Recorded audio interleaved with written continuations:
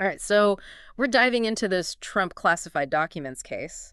It's gotten pretty wild. It has. Remember those charges against Trump and Walt Nauta and Carlos de Oliveira I do? for like obstructing a federal investigation? Yeah. Well, the Justice Department just did something completely unexpected. They're actually asking to dismiss the charges against two of them. Really? Yeah. Wow. So we've got a CBS News article here and another source, and we're going to try to figure out like what's actually going on. Okay, yeah. So just to get everyone up to speed, the charges against Trump and his aide, Walt Nauta, and then the Mar-a-Lago property manager, Carlos de Oliveira, Right. those all stemmed from those accusations that Trump didn't handle classified documents properly after leaving the White House, and that Nauta and de Oliveira helped him to hide information from investigators. Yeah. But now the Justice Department wants to just kind of hit pause on those charges against Nauta and de Oliveira. What does the CBS News article say about all this? Well, the acting U.S. attorney in South Florida Okay. has officially asked the 11th Circuit Court of Appeals to drop those charges. It's interesting, too, because the lawyers for Nauta and de Oliveira, they're not opposing this. So everyone's basically okay with this dismissal. Seems like it, yeah. And, with the 11th Circuit, their decision will probably be the final word. But why now? Right. This case has been going on, forever. Yeah. And former special counsel Jack Smith seemed pretty determined to see it through. Yeah, he did. What changed? Well, the timing is interesting, for sure. It's happening, with the recent presidential election. Right. Where Trump, went back to the White House. Yeah. So it was already kind of in this weird legal limbo. Oh, right. Because of that previous dismissal by Judge Aileen Cannon. Remind me about that. Okay, yeah. Wasn't that a pretty controversial ruling? It was, yeah. So she dismissed the case. Okay. Based on her interpretation of how the special counsel was appointed, she said it was unlawful. But then, Justice Department policy. Right. It clearly says that a sitting president can't be indicted. So because of that policy, Trump was removed from the case. Exactly. Even though the appeal for Nauta and de Oliveira was still going on? Yeah, that's right. Wow. And it seems like Jack Smith might have actually predicted this whole thing. Really? The CBS article mentions that he actually wanted Trump removed from the case even before the election happened. And now with Nauta and de Oliveira potentially off the hook, this kind of clears the way for the public release of Smith's full report on the classified documents investigation. Oh, right. I had almost forgotten about that. Yeah. It was split into two parts, right? So one part came out a while ago, but there's a whole other section we haven't seen. Right. So the first part came out right before Trump's inauguration. Okay. And that was focused on, those allegations about attempts to overturn the 2020 election. Yeah. But the second part, that gets into the classified documents issue. And that's been kept secret. Isn't it kind of ironic?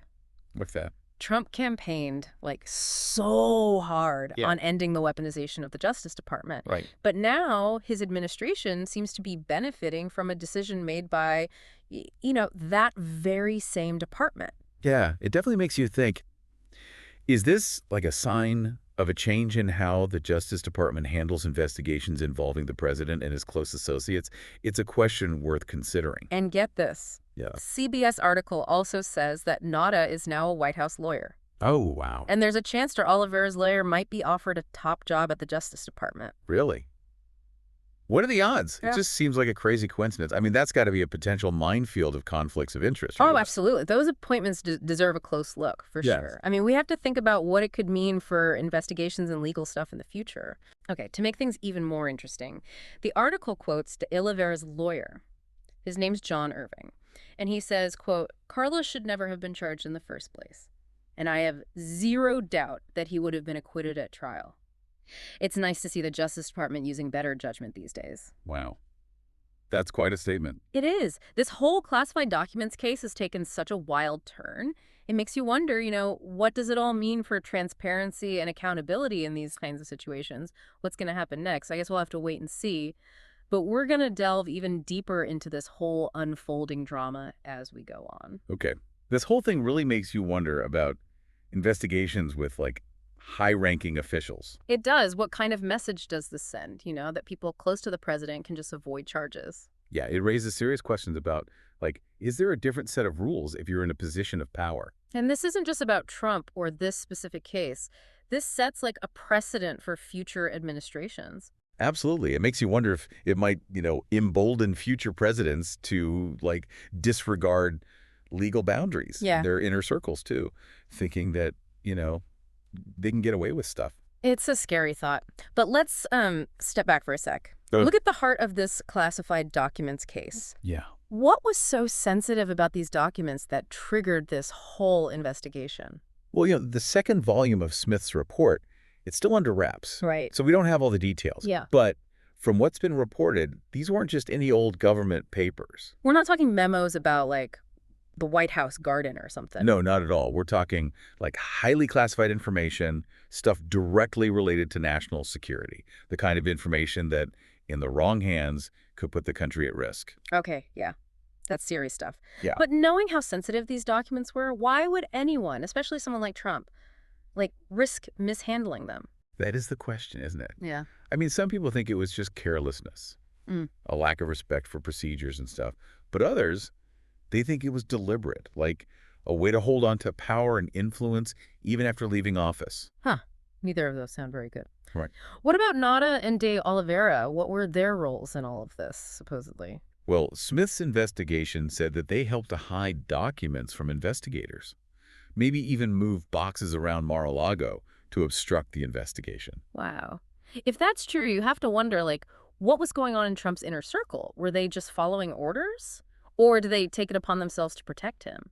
It makes you think about loyalty and how far people will go. It does. It's hard to know for sure what the motivations were, but we do know that their actions, whether on their own or under instruction, definitely added to the controversy. And with the Justice Department wanting to drop the charges now, it feels like we're just left with, like, a ton of questions. What happens now?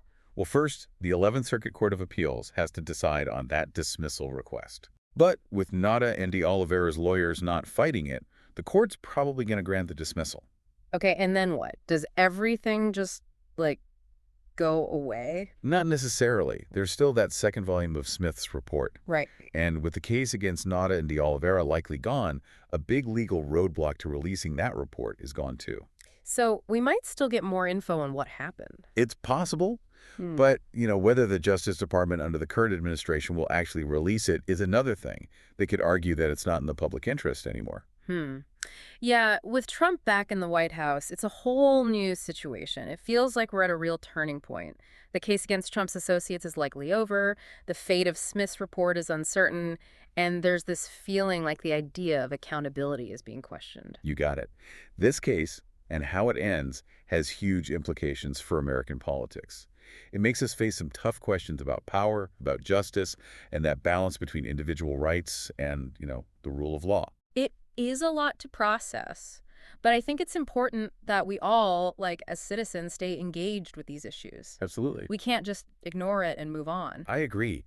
This case might be coming to a close, legally speaking, but the discussion about what it means, that's just beginning. We have to stay aware, ask the difficult questions, and demand transparency from our leaders. Well said.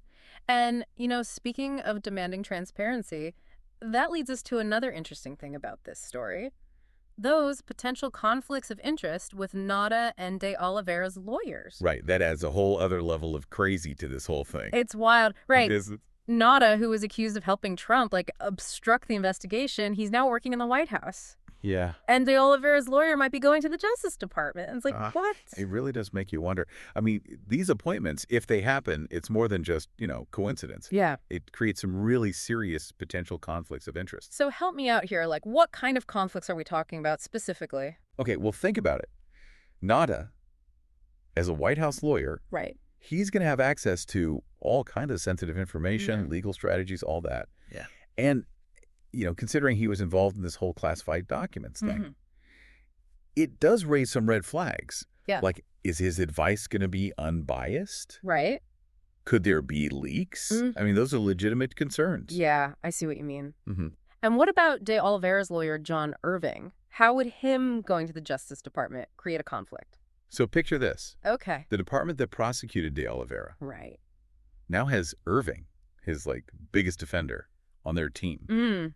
That's pretty wild. It is. Yeah. It's a pretty tangled web. Yeah. Would Irving be able to influence any future investigations, though? about this case, I mean? It's definitely possible. You can't just rule it out, even if he, recuses himself from anything directly related to classified documents. Mm-hmm. Just him being at the Justice Department could affect how people see its fairness. Okay, yeah. Yeah. So, I mean, are we saying these appointments are, like, unethical? Or is it more complicated than that? It's not about, saying it's right or wrong. It's about seeing the potential problems and asking the hard questions. Do these appointments erode public trust? Does it look like favoritism?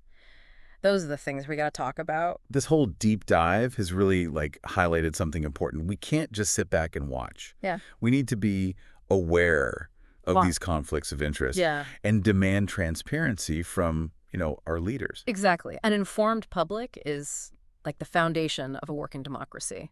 We have to hold people in power accountable. For sure. In this case, with all the crazy twists and turns, Yeah. it reminds us that justice is rarely simple.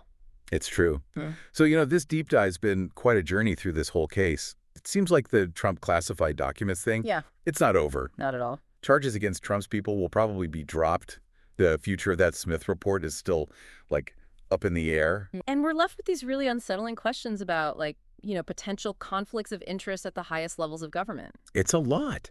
But I think the big takeaway here is this case is bigger than just what happened. It shows these, like, systemic issues with power, accountability, and even, like, the foundations of our justice system. Yeah. And that affects all of us.